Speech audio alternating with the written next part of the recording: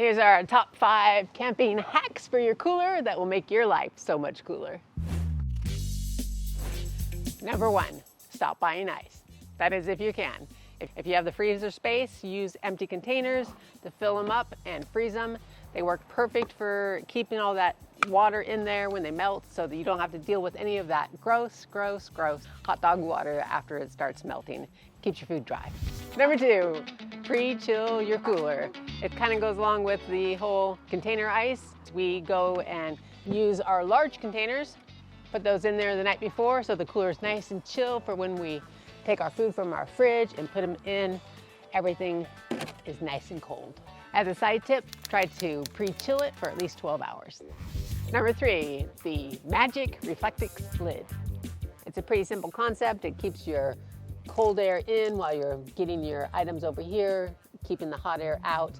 We keep our quick, easy access things here and our larger frozen beverages on this side.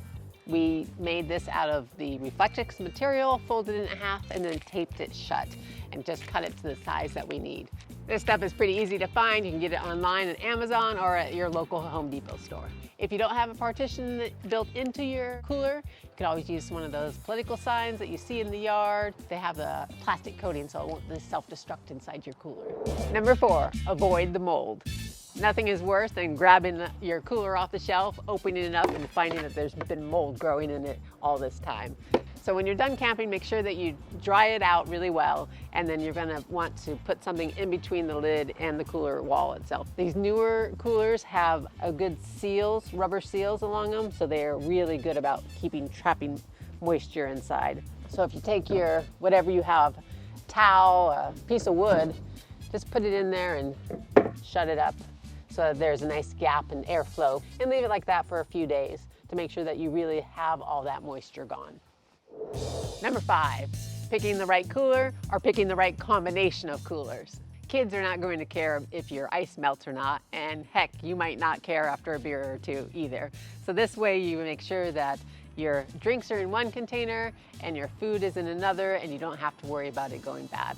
So these coolers don't have to be expensive. You can find them at garage sales or thrift stores. We actually got this one, I think, for $1 at a garage sale, maybe $2 for this one.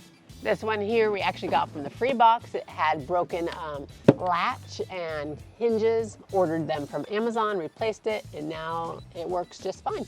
This is the RTIC cooler, which is our primary cooler. We bought this full retail, but it has been absolutely worth it. We have a review here. You can check it out.